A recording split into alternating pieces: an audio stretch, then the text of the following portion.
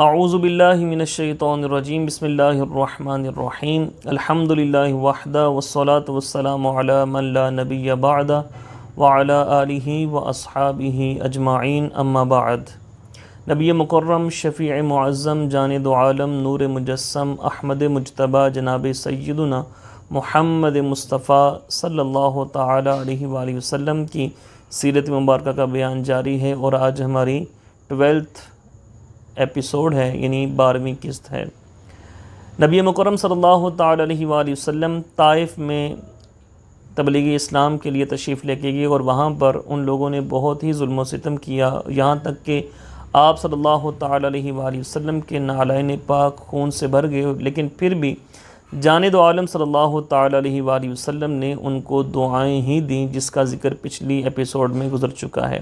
جس باغ میں جاند عالم صلی اللہ تعالی علیہ وآلہ وسلم داخل ہوئے تھے وہ عتبہ اور شیبہ دو بھائیوں کی ملکیت تھا۔ یہ دونوں بھی اسلام کے شدید مخالف تھے، اس لیے ان کو دیکھ کر جاند عالم صلی اللہ علیہ وسلم پھر پریشان ہو گئے کہ اللہ جانے یہ میرے ساتھ کیا سلوک کرے، مگر دشمن ہونے کے باوجود ان میں شرافت کی رمق موجود تھی۔ انہوں نے آپ کو اس حالت میں دیکھا تو ان کا دل پسیج گیا، اور آپ کو ایذا پہنچانے کی بجائے اپنے غلام عداس کو انگور دے کر بھیجا کہ جاؤ اس زخمی شخص کو کھلاؤ۔ عداس نے انگوروں سے بھرا طبق آپ کے سامنے لا کر رکھا اور کہا کھائیے۔ جاند عالم صلی اللہ علیہ وسلم کھانے لگے تو حسب معمول بسم اللہ پڑھی۔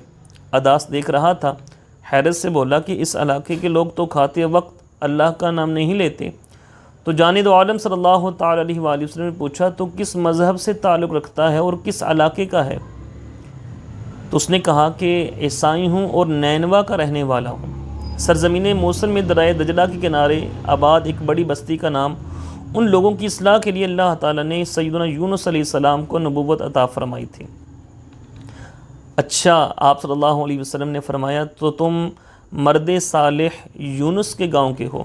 جی ہاں، اس نے کہا، مگر آپ یونس کو کیا جانیں، کیونکہ جب میں وہاں سے چلا تھا تو خود اس گاؤں کے لوگ بھی یونس علیہ السلام کو بھلا چکے تھے، اور 10-15 افراد کے علاوہ کوئی ان کے نام سے بھی آگاہ نہیں تھا، پھر آپ ان سے کس طرح واقف ہیں؟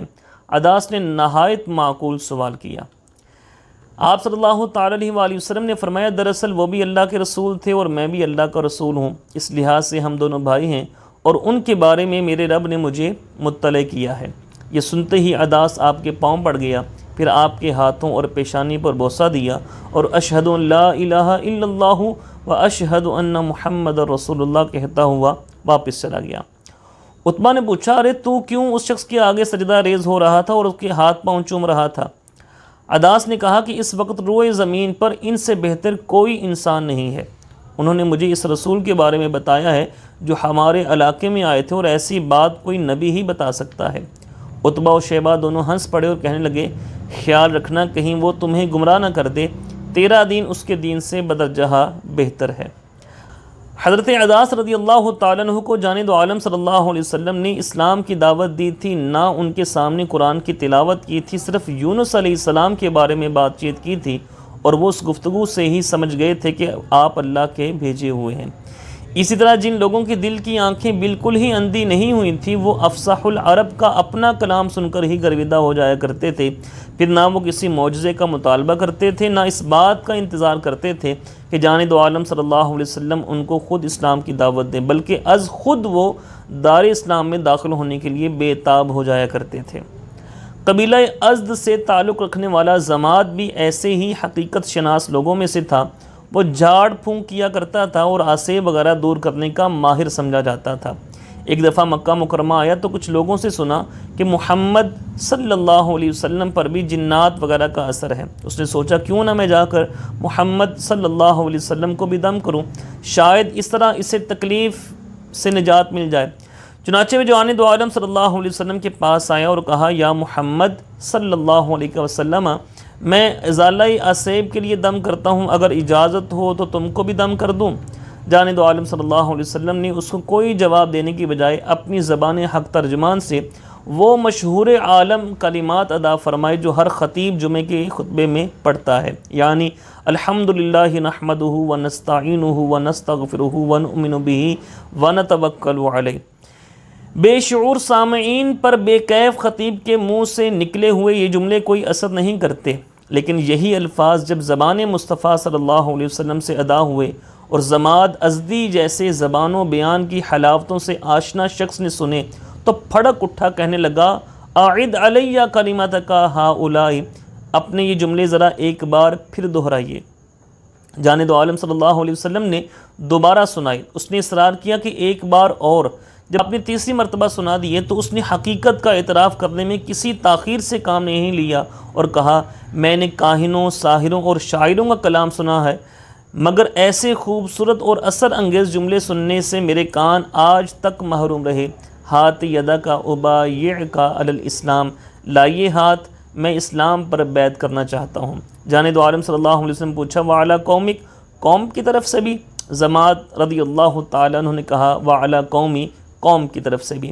جانے دو عالم صلی اللہ علیہ وسلم نے اسی وقت ان کو بیعت کر کے زمرہ غلامہ میں شامل کر لیا۔ حج کے موسم میں عرب کے گوشے گوشے سے مختلف قبائل مکہ مکرمہ آیا کرتے تھے۔ جب طائف والوں نے آپ کی دعوت کو رد کر دیا تو آپ نے ایام حج میں جمع ہونے والے قبائل کو پیغام حق سنانے پر خصوصی توجہ مبذول فرمانا شروع کر دی۔ کتنے میں بے شمار لوگوں میں سے کوئی تو جادہ حق پر چلنے کے لیے تیار ہو ہی جائے گا۔ اس سلسلے میں آپ ایک ایک قبیلے کی خیمہ گاہ پر بنفس نفیس تشریف لے جاتے، ان کو اللہ تعالیٰ کی وحدانیت اور اپنی رسالت سے آگاہ فرماتے۔ اگر ابو لہب آپ کی مخالفت پر کمر بستہ نہ ہوتا تو یقیناً آپ کو بہت کامیابی حاصل ہوتی، مگر افسوس کہ یہ دشمن دین و ایمان ہر جگہ سائے کی طرح آپ کے ساتھ لگا رہتا، اور جب بھی آپ توحید و رسالت کی بات کرتے وہ چیخ پڑتا کہ اس کی باتیں ہرگز نہ سننا، یہ تمہیں اپنے آباء و اجداد کے دین سے برگشتہ کرنا چاہتا ہے اور لات و عزیٰ کی پرستش سے روکنا چاہتا ہے۔ جن لوگوں کی نس نس میں شرک و بت پرستی اور آباء کی اندھی تقلید رچی ہوئی تھی، ان کے لیے اتنی ہی بات کافی ہوتی تھی، چنانچہ وہ انتہائی ترش روئی سے آپ کا پیغام رد کر دیتے اور کہتے جس شخص کو اپنی ہی قوم نے مسترد کر دیا ہو اس کی بات ہم کیوں مانیں؟ بعض لوگ آپ کا ساتھ دینے پر تیار ہو جاتے مگر اپنی شرائط پر۔ مثلاً ایک قبیلے کے سردار نے کہا اگر ہم تمہارے ساتھ تعاون کریں تو تمہاری وفات کے بعد بادشاہی ہم کو ملے گی۔ اس طرح کے جاہو اقتدار کے رسیہ افراد آپ کے کسی کام کے نہیں تھے۔ آپ کو تو ایسے ارباب وفاق کی ضرورت تھی جو آپ کے ہر حکم پر بے چون و چرا سر تسلیم خم کرنے والے ہوں۔ اس لیے آپ نے یہ شرط مسترد کر دی اور فرمایا بادشاہی اللہ ہی کی ہے، وہ جسے چاہے نواز دے۔ سردار نے کہا پھر ہم ساتھ دینے سے معذور ہیں، یہ کس طرح ہو سکتا ہے کہ ہم تمہاری خاطر پورے عرب سے ٹکر لیں اور مشکلات و مصائب سے گزرنے کے بعد جب کامیابی و کامرانی سے ہمکنار ہونے کا وقت آئے تو بادشاہی کسی اور کو مل جائے۔ لیکن تاریخ کی صفحات گواہ ہیں اور روز مرہ کا مشاہدہ ہے کہ حصول اقتدار کے خواہان لیڈر اور قائد اپنی جد و جہد کے ابتدائی مراحل میں لوگوں کا تعاون حاصل کرنے کے لیے ہر قسم کے وعدے کر لیتے ہیں، لیکن جب لیلائے اقتدار سے ہم آغوش ہو جاتے ہیں تو تمام وعدے اور قسمیں یکسر بھول جاتے ہیں۔ مگر اللہ آمینہ کے در یتیم کا کردار ملاحظہ ہو کہ مصائب و آلام کے تلاطم خیز طوفان میں گھرا ہوا ہونے کے باوجود غلط وعدہ کرنا تو کجا، آپ صلی اللہ علیہ وسلم نے گول مول بات کرنا بھی گوارا نہ کیا، لگی لپٹی رکھے بغیر کہہ دیا کہ بادشاہی صرف اللہ کی ہے، وہ جسے چاہے نواز دے۔ اس طرح اگرچہ ایک بڑا قبیلہ تعاون سے دستکش ہو گیا مگر کردار اور صداقت گفتار کا علم آسمان کی بلندیوں کو چھونے لگا۔ فصلی اللہ علی من لا یقول الا حقا، صلی اللہ علی حبیبہ سیدنا محمد وآلہ وسلم۔ لوگ ایسے بھی تھے جو دل سے اسلام کی حقانیت کے قائل ہو جاتے تھے مگر قوم قبیلے کے خوف سے اظہار کی جرت نہیں کر سکتے تھے۔ مگر میسرہ ابن مسروق کو جب آپ نے دعوت اسلام دی تو وہ بے حد متاثر ہوا اور اپنی قوم سے کہا خدا کی قسم اگر ہم اس ہستی کی تصدیق کریں اور اس کو اپنے ساتھ لے جائیں تو یہ ایک عقل مندانہ اقدام ہوگا، کیونکہ جو دین یہ پیش کر رہے ہیں وہ بالآخر غالب آ کر رہے گا اور دور دور تک پھیلے گا۔ مگر قوم نے میسرہ کے ساتھ اتفاق نہ کیا۔ میسرہ مجبور ہو گیا اور جانب عالم صلی اللہ علیہ وسلم سے معذرت خواہانہ انداز میں گویا ہوا کہ آپ کا بیان بلا شبہ بہت عمدہ اور نورانی ہے، مگر میری قوم کو اس سے اختلاف ہے اور آدمی کی قوت تو اس کی قوم سے ہوتی ہے، وہی تعاون نہ کرے تو دوسرے لوگ کیا ساتھ دیں گے۔ اس وقت میسرہ کو اسلام لانے کی سعادت حاصل نہ ہو سکی، مگر کافی عرصہ تقریباً 12 سال بعد حجۃ الوداع کے موقع پر میسرہ کی جانب عالم صلی اللہ علیہ وسلم کے ساتھ دوبارہ ملاقات ہو گئی۔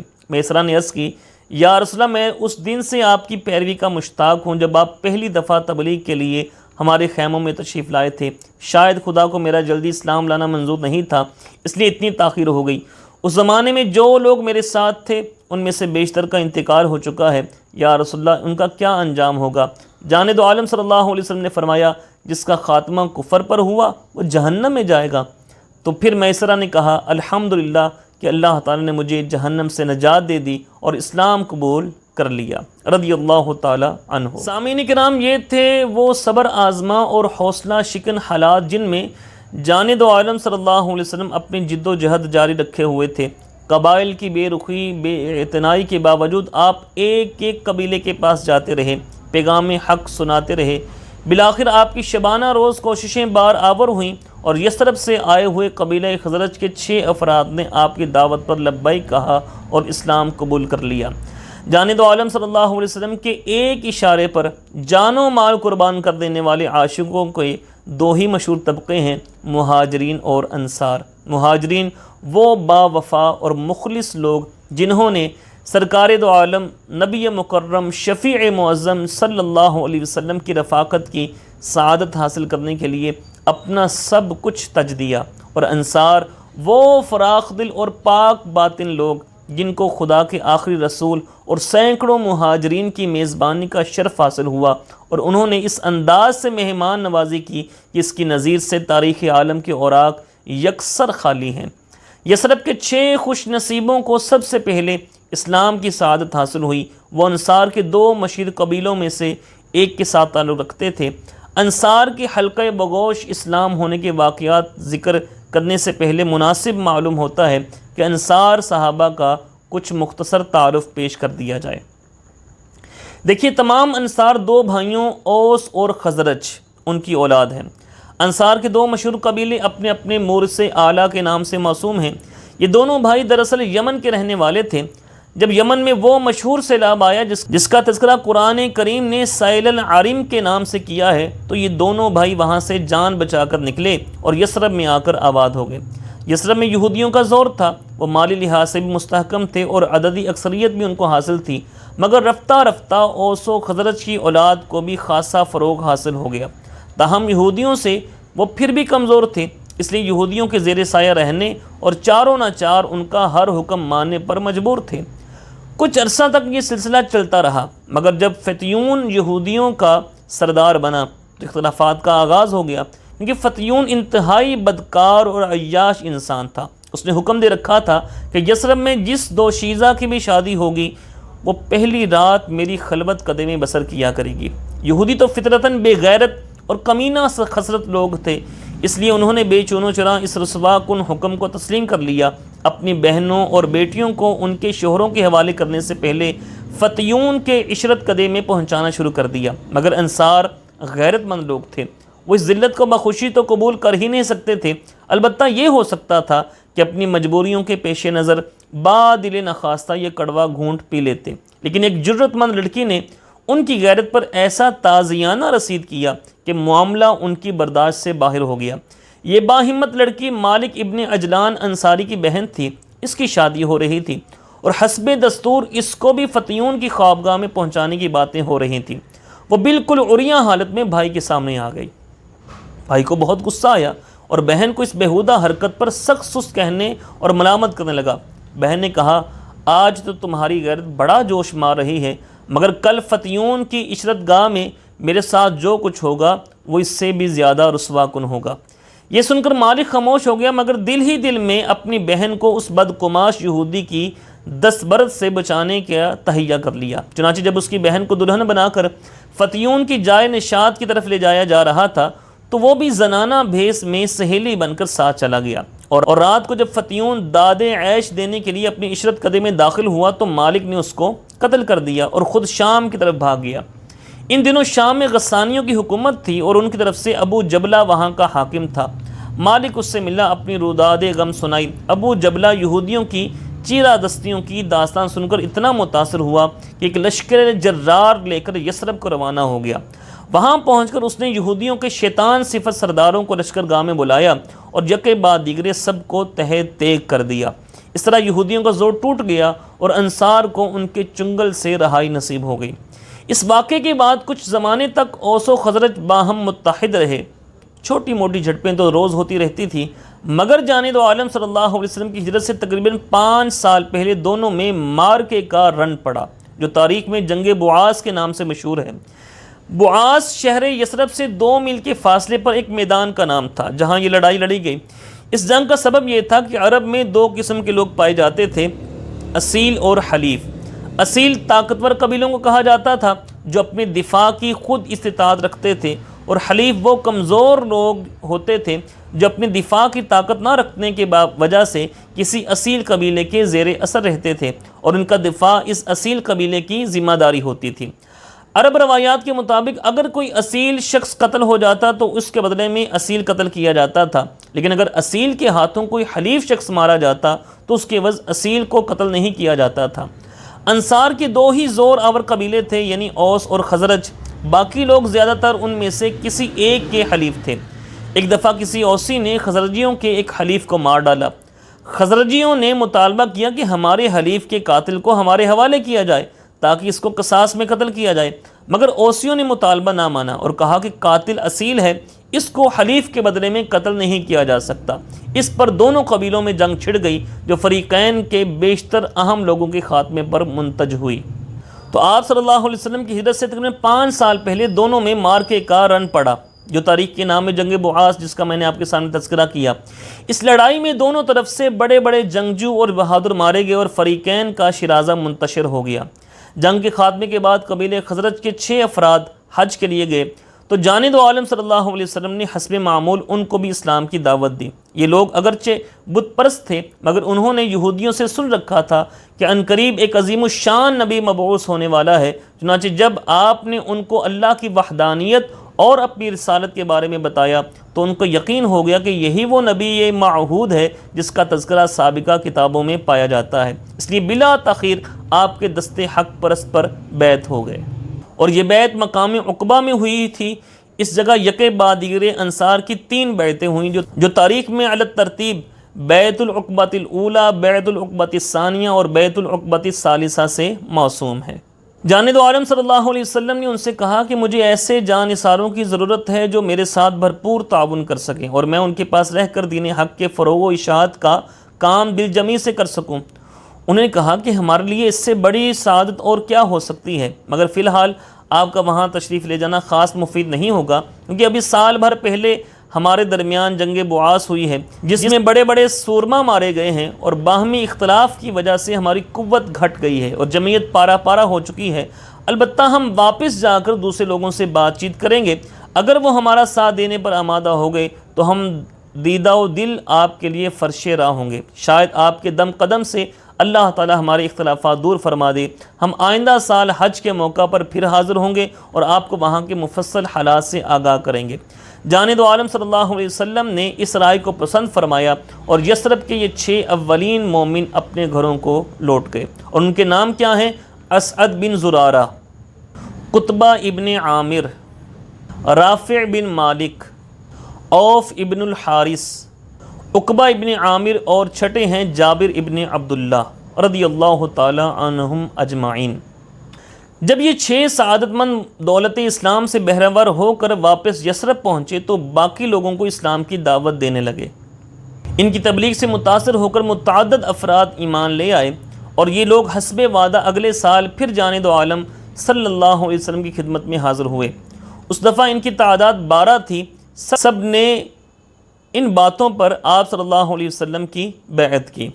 شرک نہیں کریں گے، چوری نہیں کریں گے، اپنی اولاد کو زندہ درگور نہیں کریں گے، بہتان نہیں باندھیں گے، اور کسی بھی کار خیر میں رسول اللہ صلی اللہ علیہ وسلم کی نافرمانی نہیں کریں گے۔ بیعت کے بعد جانب عالم صلی اللہ علیہ وسلم نے فرمایا کہ اگر ان تمام چیزوں کو تم لوگوں نے پورا کیا تو تم یقینی طور پر جنتی ہوگے، اور اگر ان میں کوتاہی کی اور دنیا میں سزا پائی تو یہ سزا اس کوتاہی کا کفارہ ہو جائے گی، ورنہ قیامت میں حساب ہوگا۔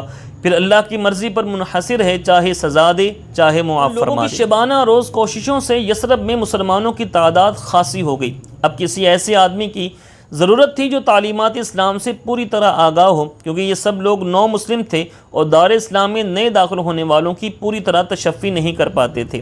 اس لیے انہوں نے جانب عالم صلی اللہ علیہ وسلم سے التماس کی کہ کوئی مبلغ بھیجا جائے، تو آپ صلی اللہ علیہ وسلم نے حضرت مصعب بن عمیر رضی اللہ تعالیٰ عنہ کو بھیج دیا۔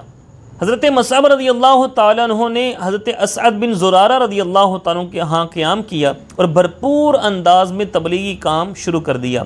ان کی پر اثر گفتگو نے لوگوں کے دل مو لیے اور بہت سے ذی حیثیت لوگ حلقہ بگوش اسلام ہو گئے۔ سعد ابن معاذ حضرت اسعد کا خالہ زاد تھا، بنی عبد الاشہل کا سردار تھا۔ ایک دن حضرت اسعد اور حضرت مصعب نے بنی عبد الاشہل کو دعوت اسلام دینے کا پروگرام بنایا۔ ان کی آبادی کو جاتے ہوئے راستے میں ایک چار دیواری پڑتی تھی جس میں ایک کنواں تھا۔ یہ دونوں کنویں کے پاس بیٹھ کے آپس میں بات چیت کرنے لگے۔ ان کو وہاں بیٹھا دیکھ کر کچھ اور مسلمان بھی ادھر ادھر سے اکٹھے ہو گئے اور محفل جم گئی۔ کسی نے سعد ابن معاذ کو اس اجتماع کی اطلاع دے دی۔ اسے بہت غصہ آیا کہ یہ لوگ میرے علاقے میں آ کر نئے دین کو پھیلانے کی کوشش کر رہے ہیں۔ چنانچہ اس نے اپنی قوم کے ایک ممتاز فرد اسید سے کہا کہ تم جا کر ان لوگوں کو یہاں سے نکال باہر کرو اور انہیں سمجھا دو کہ دوبارہ اس طرف آنے کی ہرگز جرت بھی نہ کرے۔ اگر اسعد میرا خالہ زاد نہ ہوتا تو میں خود یہ کام کرتا، مگر رشتہ داری کی وجہ سے مجبور ہوں۔ اسید اسی وقت اٹھ کر ان کی طرف چل پڑا۔ اس کو آتا دیکھ کر حضرت اسعد رضی اللہ تعالیٰ عنہ نے حضرت مصعب رضی اللہ تعالیٰ عنہ سے کہا کہ یہ شخص اپنی قوم میں نمایاں حیثیت رکھتا ہے، اگر یہ مسلمان ہو جائے نا تو بہت فائدہ ہوگا۔ اتنے میں اسید بھی ان کے پاس پہنچ گیا۔ ان کو سب و شتم کرنے کے بعد کہنے لگا اگر تم کو اپنی جان پیاری ہے تو اب بھی اٹھو اور یہاں سے نکل جاؤ۔ حضرت مصعب رضی اللہ تعالیٰ عنہ جن کو سرکار دو عالم صلی اللہ علیہ وسلم نے مبلغ بنا کر بھیجا تھا، انہوں نے نہایت تحمل سے جواب دیا بھی آپ تھوڑا سا ہمارے پاس بیٹھیے، ہم جو کچھ کہتے ہیں اسے سن لیجئے، اگر ہماری باتیں آپ کو پسند آئیں تو آپ بھی ہمارے ساتھ متفق ہو جائیے، ورنہ ہم وعدہ کرتے ہیں کہ یہاں سے چلے جائیں گے اور آپ کو ہرگز پریشان نہیں کریں گے۔ اسید نے کہا کہ معقول بات ہے اور بیٹھ گیا۔ حضرت مصعب رضی اللہ تعالیٰ عنہ نے پہلے قرآن کریم کی تلاوت کی، پھر اسلام کی حقانیت بیان کرنا شروع کی۔ اسید اس حسین گفتگو کا اسیر ہو گیا، ہمتن گوش ہو کر سننے لگا۔ جب حضرت مصعب کا بیان ختم ہوا تو اسید کی کایا پلٹ چکی تھی۔ کہنے لگا کتنی عمدہ باتیں کی ہیں آپ نے، اب مجھے یہ بتاؤ کہ تمہارے دین میں داخل ہونے کے لیے کیا کرنا پڑتا ہے؟ حضرت مصعب رضی اللہ تعالیٰ عنہ نے فرمایا بھئی غسل کیجئے، پاک کپڑے پہنیے، اللہ تعالیٰ کی وحدانیت اور محمد مصطفیٰ صلی اللہ علیہ وسلم کی رسالت کا اقرار کیجئے، بس آپ مسلمان ہیں۔ اسید نے اسی وقت غسل کر کے پاک صاف کپڑے پہنے اور مسلمان ہو گئے۔ پھر کہنے لگے میرے علاوہ ایک اور شخص ہے، اگر وہ اسلام قبول کر لے تو بنی عبد الاشہل کا کوئی بھی فرد غیر مسلم نہیں رہے گا، میں جا کر اسے بھیجتا ہوں۔